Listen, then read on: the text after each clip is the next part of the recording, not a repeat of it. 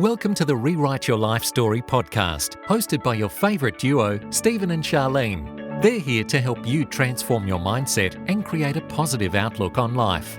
Are you tired of feeling stuck and unfulfilled? Are you ready to take control of your thoughts and emotions and rewrite your story? Well, you're in the right place. They will be sharing inspiring stories, practical tips, and expert advice to help you on your journey to a better you. You'll learn how to let go of negative self-talk, embrace your strengths, and focus on the good things in life. Each episode will be joined by amazing guests who have rewritten their own life stories and are now living their best lives. From successful entrepreneurs to accomplished athletes, we'll bring you stories of resilience, courage, and triumph. So grab a cup of coffee, get cozy, and get ready to be inspired. Tune in every week for a new episode of the Rewrite Your Life Story podcast. Let's rewrite our stories together and make every day count.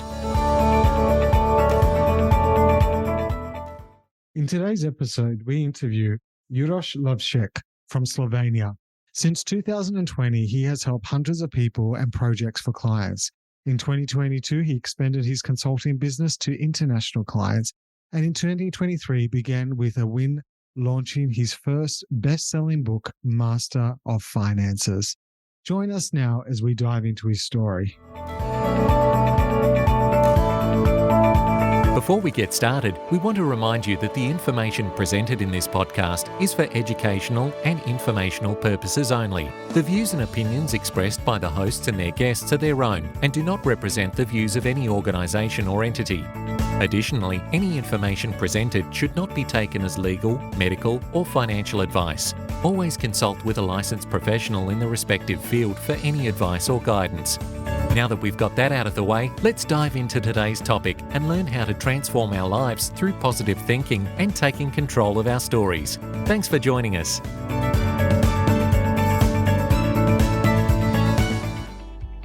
Before we begin, we want to give you a heads up. We may be discussing some sensitive and personal topics that might bring up some strong emotions or discomfort. Our goal is to create a safe and supportive space, but we know that everyone's experiences and triggers are different. If you start feeling overwhelmed or triggered during an episode, remember to prioritize your well-being. It's totally okay to hit pause and take a break. Your self-care is important, and looking after your mental and emotional health should always come first. If you ever need extra support, we encourage you to reach out to a mental health professional or someone you trust. You're not alone, and there are resources available to help you on your personal journey. Thank you for joining us on this incredible ride with the Rewrite Your Life Story podcast. Together we'll navigate life's challenges and rewrite our narratives with strength and resilience. Hey everyone, it's Stephen and Charlene from the Rewrite Your Life Story, and today we have our first ever guest all the way from Slovenia, Uroš Lovišček. Did I say that right? You did. This was actually a great conversation. So awesome. Thank you very much for having me. Now, Uroš, you are from the Optitax Financials, and as I said, you're based in Slovenia, but you have such a holistic view of everything that you do. We're really interested in diving into the whole thing because you don't believe it's just one area, you believe it's a lot of areas. But before we dive into that, tell us a little bit about you and what made your journey into this area that you're doing now. Okay, the journey, it was long, full of ups and downs, full of lessons, let's say so. And as you probably read my story, everything started with me being a kidpreneur at 5 years old, trying to buy my own ice cream. That was a great story in one hot summer afternoon when I was bored to death and didn't know what to do with myself as a kid alone at home. And I decided to dig a hole in our backyard and put the dirt into little plastic bags. Of course, first I put it through the sifter and then load it on my little red trolley that I had. And I went selling it door to door. Like just, you can imagine this was like not even 1 kilo bag of dirt. But I decided I'm selling dirt for plants, which wasn't even close to that. But as a kid, what do you know? But in a couple of hours, I sold all my inventory. So I earned myself some money to get ice cream and some more, and that's it. And probably where I got all that is I've seen my dad. I'm coming from an entrepreneurial family.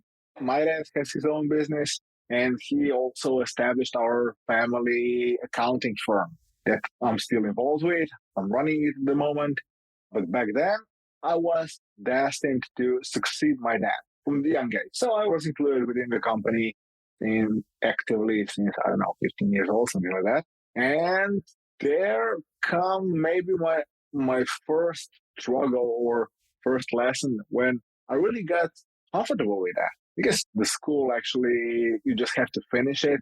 You have that school that's expected you're going to finish like high school and then maybe some college. Grade doesn't matter because from the ground up, I knew I have a job. I knew what I'm going to do when I grow up, and this is like my destiny to be. So I was pretty laid back. Didn't worry about much. Of course, I have my friends that were partying a lot. I was doing the same.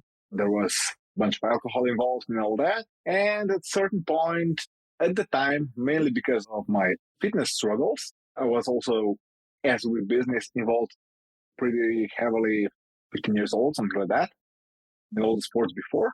I haven't seen no progress in that picture. So something needs to change. You're struggling with something all week, and then comes the weekend.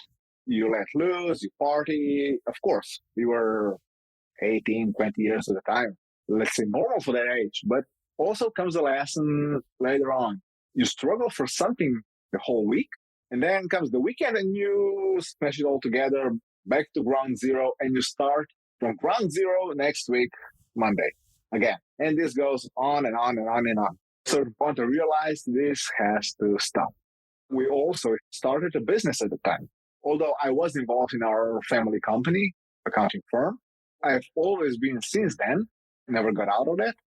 But I had a strong desire to do something more, to do something for myself, to write my own story. We kind of got it off the ground. I knew how to approach customers because this was a business for car care logistics. So I figured out that people who had money don't have time to take care of the cars. So my idea was, and of course, me and my friend's idea, if you're too rich to care for your car, we're going to do that for you. So you do your golfing, business, whatever you have to do. We're going to come pick your car, take it to maintenance, change your tires, clean it up, whatever you need. And then we'll bring it back to you. And my idea at the time was, I wanted more, I targeted companies that had fleet of cars. So we can get more products at a time. So you're not pursuing one CEO with his car, but you're pursuing a company with 20 cars. Business got off the ground pretty neatly. We got a couple of nice clients, like a huge tobacco company. There was a lot to clean up. And we became outsourcing company for Toyota and Lexus. So that was okay.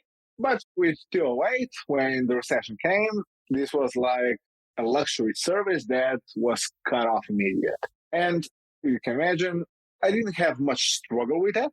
Again, because I had my backup with accounting firm. So maybe at that moment, if my back would be against the wall, I would act differently, but we just let it go.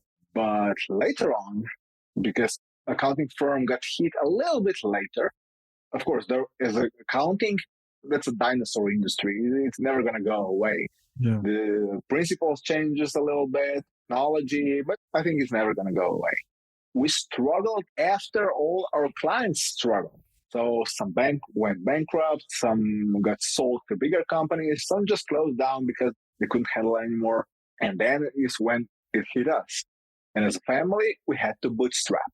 I was still there in my 20s. So still everyone partying, me not having much money to go out. It was kind of uncomfortable. And I was pretty durable, let's say, pretty resistant, because I suffered in that space for a few years until I was really back against the wall, had enough with everything, and decided that I need to do something. Still, my life story was written before. I'm about to succeed my father. I'm destined to work at that business. So, okay, I'm waiting for my dad to teach me something or to delegate or to decide now it's time for you to do more in the business or take over this part or whatever. I was waiting. And as with most family businesses, it never came because as long as dad is in charge, you know who's the boss. The strong patriarch. Exactly. So I decided I have to do something for myself. I did my tax advisor's license.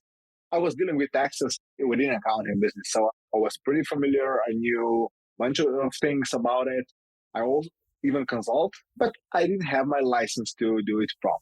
So I decided to get my tax advisor's license and started, although I still helped my dad, I had a strong feeling and the feeling of loyalty that I can't abandon him at the worst time, but I also have to take care of myself. So I started my own practice from scratch, zero clients, zero anything, writing my own story. Okay, how am I going to do that? First thing that I can utilize is all my network, like Facebook, email, Instagram, whatever it is, phone book. And I shoot out a message to every single contact I got on all platforms. Since today, I'm licensed tax advisor. So if you need help, if I can help you in any way, shape, or form, please let me know. And this probably was the best marketing skill I got at the time. And to my surprise, just a couple of hours later, I got my first message back from a friend for acquaintance. I'm willing to learn a couple of things. So if you're willing to set up one-on-one course for me, that would be interesting for me. Okay, why not? Let's find out how I can teach someone else what I learned in this year. So we did just that. From there on, we continue to expand our cooperation. So we're still in business today, but my solo practice began to grow this way, one client at a time. And also at the time I was thinking, what else can I do? If I want more clients, I need to get in front of people. So I used my network. That's it. Now I need new people. All my people actually knew what I'm doing. I need to tell what I'm doing to new people. So I started to Google like business meetings, business breakfast, networking. And through that, I found BNI, that's American networking franchise. There's a couple of chapters in Slovenia. Okay. So I decided to apply for a visit and started my journey through all the chapters to let them know who I am, what I'm doing.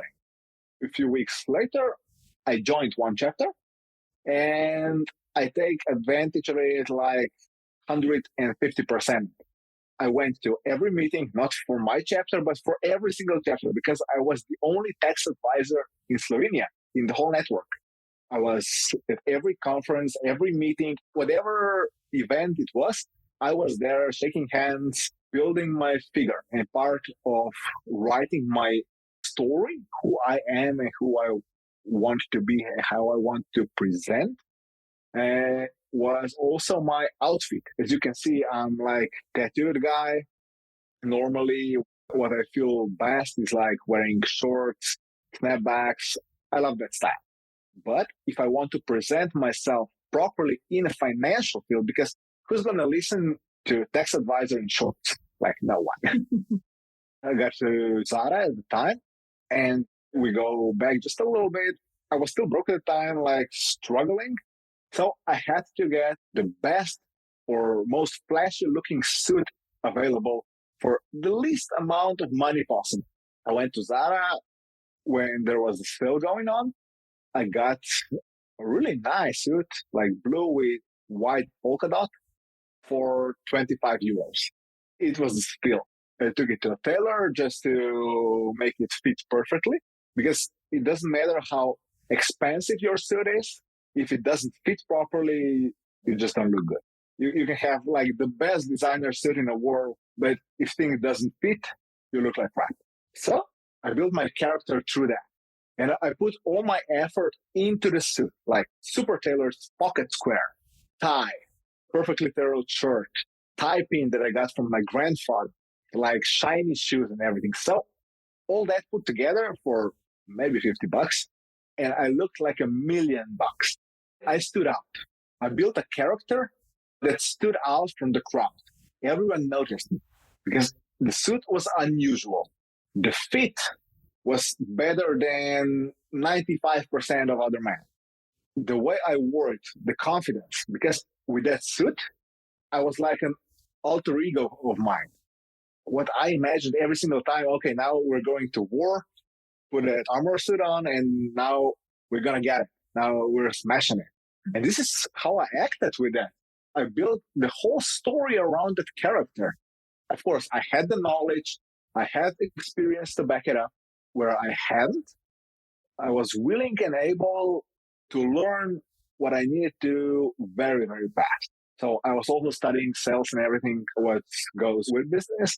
One of the best businesses I got like right away in the first couple of months was like for excise duties. There was a huge case going on for excise duties for alcohol. And this was like one tax I knew nothing about, like nothing. But I was presenting myself as an expert. And I kind of was in certain parts like VAT and income tax and so on. But this was like strange. I heard it, I knew about it, but that's it. Can you help us out with that? And as Richard Branson said, if you get an opportunity, just say yes and learn how you're going to do it later. Yes, of course, I can do that. I can help you with that. My character was master of it. I wasn't. But I got home later that evening, Googled, and learned the whole law by heart until morning. So actually, until next morning, I was an expert on that field. I learned everything that the law said, practice that comes out of it, everything. So actually, again, I built my character into that manner.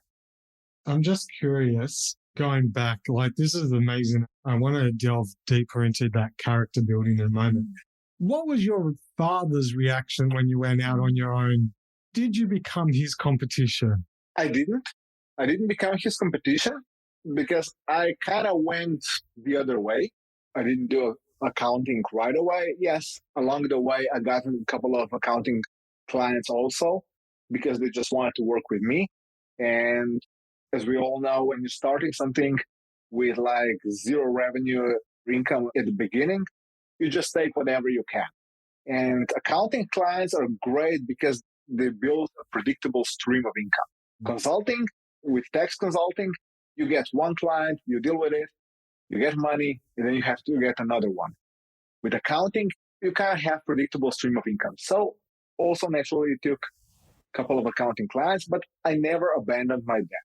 But yes, to answer the base of your question, he wasn't happy about it, especially when I announced, okay, I'm not leaving, but I'm starting my own practice. But he understood, especially he understood why, because I was bootstrapping with him, pretty much working for free, and I needed money. And if I hadn't had any control within the family business, I needed to get some control over my own finances. And doesn't matter how much he didn't like it, he understood. He never told me that. But all this was like unspoken. I see he doesn't like it. He never said anything. I knew he understood. He never said anything. And all that communication was like nonverbal. We just understood each other. We all have to do this. We all have to go through that. But over the time, things turned into the way that my dad started to come to me for advice. He started to call me. He started to call me into the office. Look, we have to do that. What do you think? How can we do that? So from the previous positions where I was just a kid in a business, so you just have your task and do what you need to do. And I'm the boss here. I'm running the business and everything. We became equals through that. Awesome. We started to discuss development of the business. We started to discuss certain issues within the business or solving problems for clients. Or he also came to me with things he didn't knew about, especially regarding taxes and that kind, because I went further down the road. Awesome. So I think it was very beneficial. It sounds like a really proud moment for both you and your father to have got to that position. Yeah, as a kid, you are a little bit angry of your parents because you maybe don't get what you want. They don't cater to you as you would like. But I have to say, I am proud of my dad for all his struggles and also the support and recognition he was willing to give me. Awesome. Just left a field question. Where is the suit now? Where is the suit? At the moment in the closet. So we still own the suit. Oh, I got better. Since then, I got some better suits. Awesome. Now, I really love that because you explained that your alter ego became this suit, and it's almost like Captain Superman. Yeah, and the movie The Mask. The mask when Jim Carrey puts on the mask and becomes this alter ego. I love that because it was almost an anchor of a different state. So I love that you use that suit as an anchor and as a state. Your business is more than accounting. It's more than financial advice. It's also life coaching and fitness coaching. How did you pivot into these areas? It was kind of natural pivot, or it wasn't that much of a pivot as it was upgrade or add-on from everything I noticed with my clients, everything I've been through. If we go back and connect all the dots together, as a kid, I was like scrawny little kid. In Australia, you have kilos, right? Yeah. You have metric system. So I was about 60 kilos at my 20 years old. So I was really like super thin. But through fitness, I built muscle, I gained some weight, and I built my confidence. Through the suit that we discussed, I built my alter ego where I feel good. I feel confident. I feel secure. One thing leads to another. Of course, there is proper diet that makes you feel good. If you're not eating junk food, if you're eating healthy food, you feel better. And now, further down the road, I joined all this together in one package. Because if you struggle financially and you don't feel good in your own skin, if you're not eating healthy, if you're not moving, where should you start? Not chasing more money. Of course, you have to get more money, but if you have all these issues, first, you need to build yourself. So you need to start eating better. You need to start moving. Go for a walk, go for a run. You don't need to go to the gym right away, but it's beneficial to build some muscle even for your old age. And all this will make you feel better, will make you more confident. And as a result, you will also be able to make more money.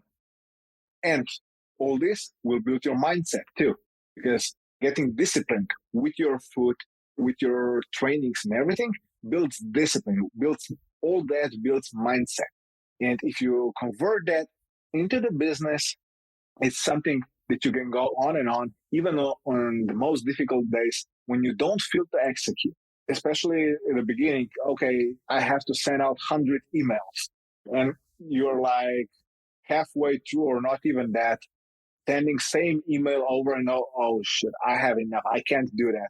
50 more emails. No, you can't stop. You have to do that. And if you build your mindset through fitness, through eating healthy, or you build a habit. Okay, I just have to do that. I don't enjoy it, but I have to do that because I see the result on the long run. I'll do it today. I'll do it tomorrow. I'll do it the next day. And over time, I'll get some result out of it. And this is how all things join together. But the core of my business are still financials. Through my coaching programs, I help people understand financial part of their business. Because you probably yourself have seen that, know that maybe from your own experience. Every business owner or everyone who starts business starts from their expertise, whether they're plumber, doctor, carpenter, fashion designer, dentist. They're skilled in their own field. And that's great. They don't know anything about the background of the business, the finance part, what the costs are, variable, fixed costs, marginal costs. What's the profit? What's EBITDA? And so on. What's cash flow? What are accounts receivable? So if you have great sales and you don't collect that money, you have no cash flow. You're going to go bankrupt very, very soon. Although you can have millions in sales. This is the part I'm trying to teach people through podcasts, through my book, through my content on social media. So this is the message I'm trying to get out. And of course, later on, working one-on-one, one-to-many in my programs. Uroš, I'm curious, what are the 3 common mistakes that you think that can sink a business? Yeah. First one starts from the ground up. When we're actually starting a business, choosing a business structure for us. And here are usually 2 ways that people go through it. And one is the easy way, starting a sole proprietorship or some form of that, maybe partnership, because it's easier to form. And there's the other one that sounds cool. Everyone wants to have LLC.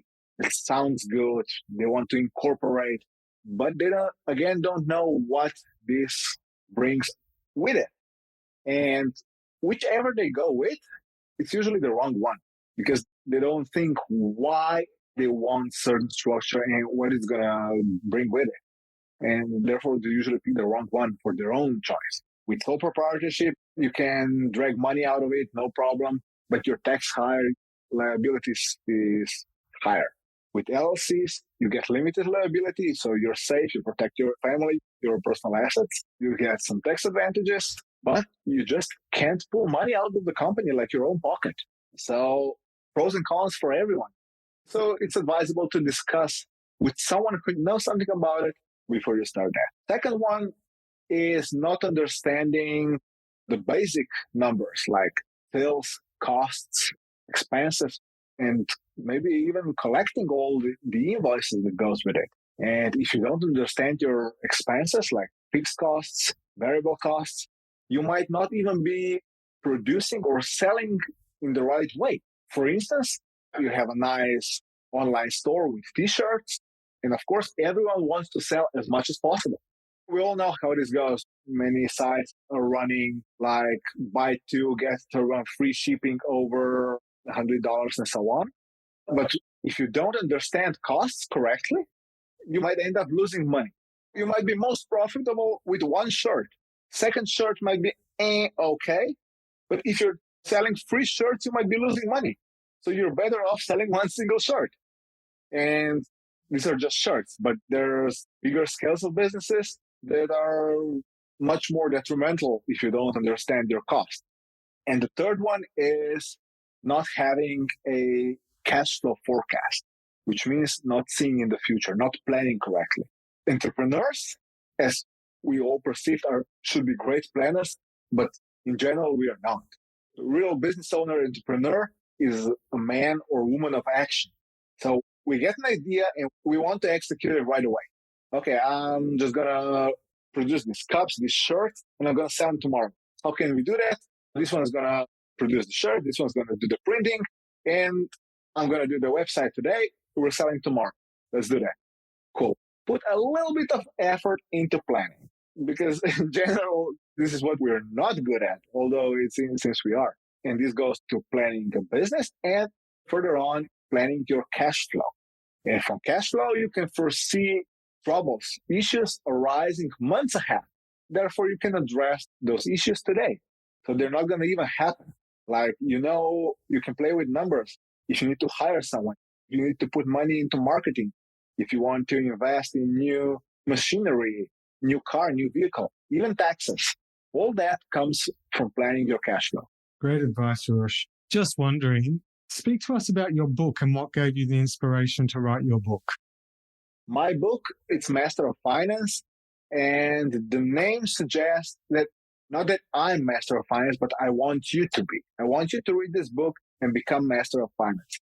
And the book covers basically all that we were speaking for the last couple of minutes, all my experience from accounting business, from my other businesses that I learned from my own experience and from clients.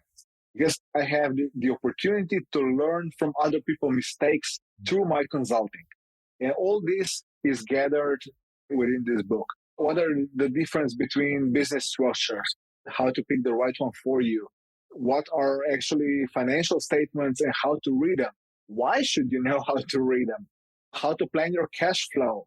When to pick up debt and when not to pick up debt? All this is joined with real case studies, with some successful, some unfortunately not.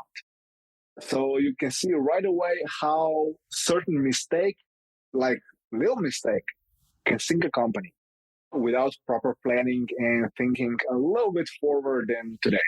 Awesome. It's definitely something that most people in business need. Exactly. This is why I decided to write this book, put the message out there to help as many people as possible understand the crucial part of the business that is out of most people's skills. Yeah. And I guess it goes back to what you said. Most entrepreneurs have an idea and they just want to act on that idea and there hasn't been any proper planning. Yeah, this is part of it. This is great. It's great that you asked. But in that fast acting, just either employ someone who's going to do the research for you or spend just a couple of hours thinking about this thing. But the issue is many business owners don't even know. This is the biggest problem. They don't know what they don't know. And if you actually don't know about the cash flow, you can't even think about the cash flow. If you don't know about the costs and how to structure them, you're not going to even think about it. So I've seen with my clients through accounting and everything, when you talk to them and you're trying to advise, they don't even know what they don't know, so they can't ask you what they don't know. You have to really go fishing for what they don't know to put the question into their mouth so you can answer the right question for them. That's a great analogy. Uroš, I want to turn to a more personal question now. You are a father of 2 boys? Indeed, yes. Yeah. And can I ask how old your boys are?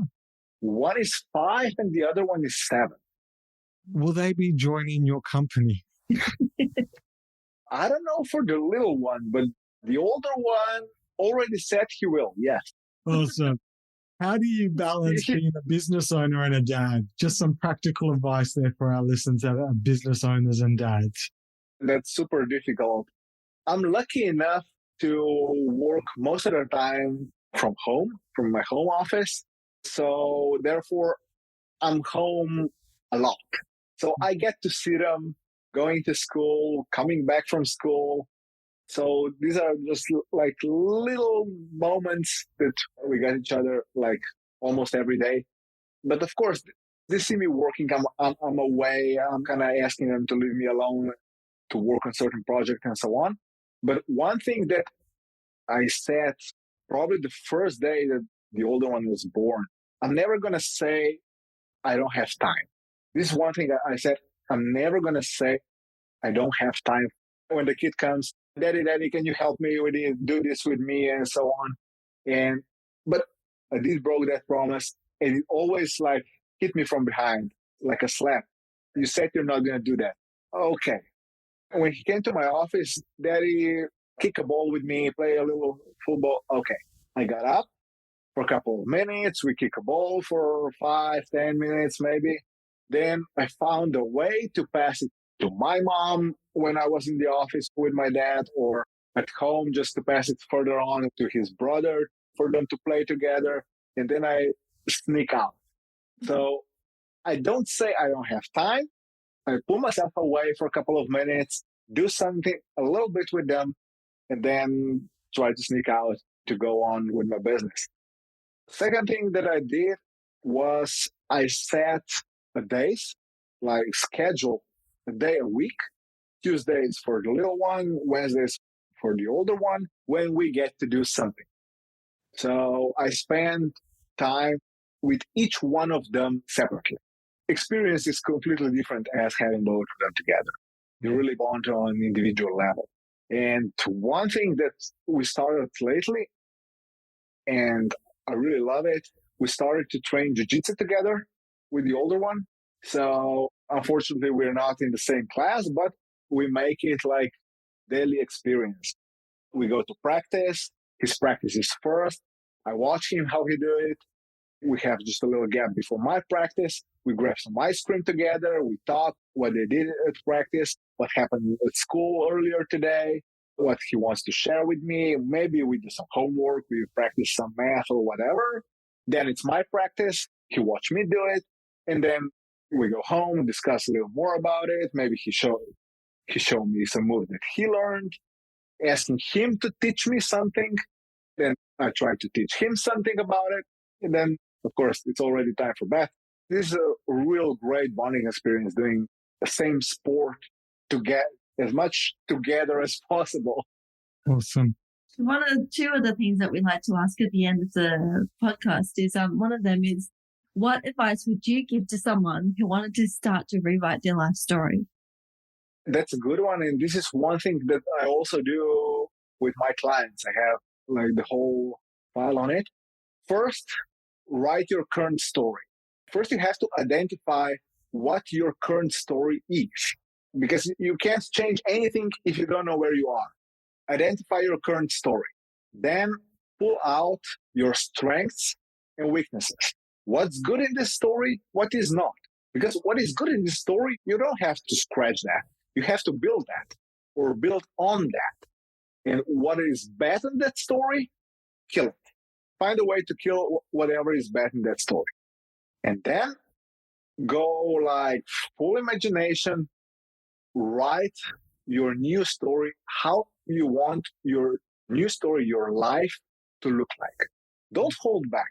Don't think what you think you can and cannot do.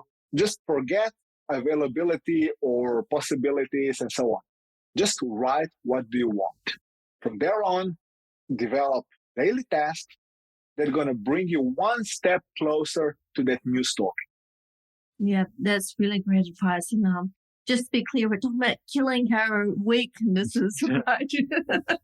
Don't take that too literal. Just making sure our listeners heard that right. So the last question, Uroš, is if you could go back and rewrite your life story, what would that look like now?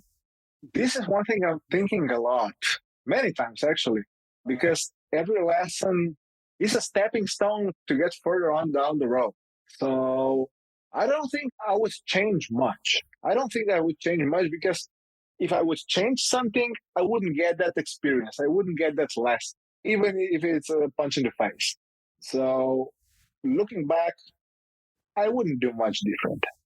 There are things that I would listen earlier on, the lessons that I would take note earlier on, so I wouldn't have to take some twice. But again, if you didn't learn it the first time, you're sure going to learn it the second or the third time. All that was probably needed. Thank you so much, Uroš. Uroš, it's been a pleasure having you on our show today. And if you want to know more about Uroš, his coaching, and also if you want to grab a copy of his book, his show notes are going to be on our podcast. Now, also get into Uroš's YouTube and Instagram account. I've checked them out.